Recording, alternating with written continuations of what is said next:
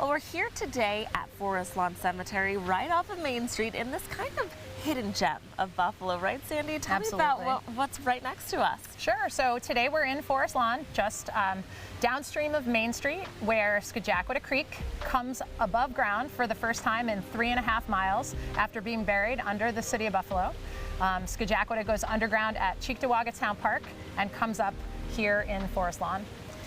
Why don't you give us a little bit of the history behind this amazing water we have behind us? Sure.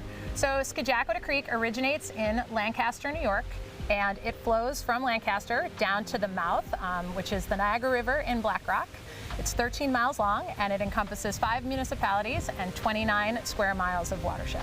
And this is really about connectivity, right? Correct, absolutely. Scajaquada Creek connects all of us here in Western New York. No matter where you live or where you work, the watershed is enormous, and whether you're driving on the 90 or at the mall or driving along the Scajaquada Expressway and the 190, we're all connected to Scajaquada, and Scajaquada connects all of us to all of our Western New York neighbors. Now, it's all connecting us, but we've been using and abusing this water, right? That is correct. Scajaquada, the history of Scajaquada really kind of mirrors the industrial history of Buffalo. And the creek over time historically has been used and abused. It's been buried, it's been filled in, it's been rerouted, it's been channelized, it's been polluted. But I think our real message today is that Scajaquada Creek is spring-fed largely, and one of the cool things about where we're standing right now is we're standing on an aquifer, and this aquifer actually recharges the surface water in North Buffalo. So, you know, we were talking in the office yesterday, and we were just kind of thinking that hope springs eternal, right, with this creek. And if we can make positive choices and exact positive action around this creek, there's this continual opportunity for renewal. Now, Sandy, you at Buffalo Niagara Waterkeeper are celebrating 35 years and have done amazing work for our community, right? Correct. Yeah, in next year we'll be celebrating our 35th anniversary. We started in 1989 as a grassroots organization called the Friends of the Buffalo River. So lots of people in Buffalo, I think, are familiar about our work as Waterkeeper relative to our success with the Buffalo River restoration.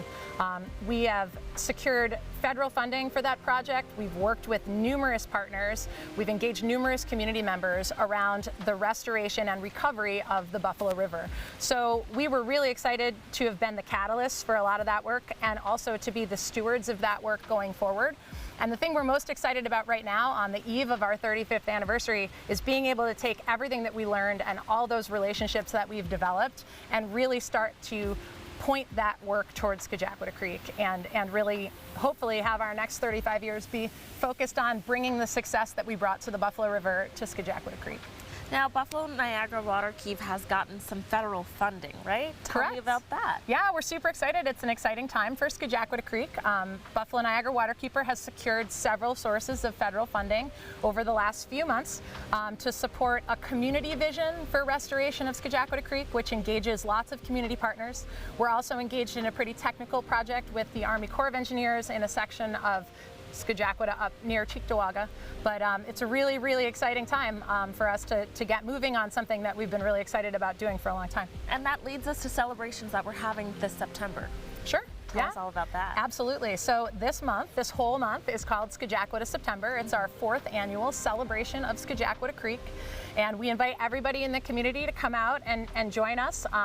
We have a website dedicated to it, so scajaquadaseptember.com, which I'm sure is going to be up somewhere in this broadcast.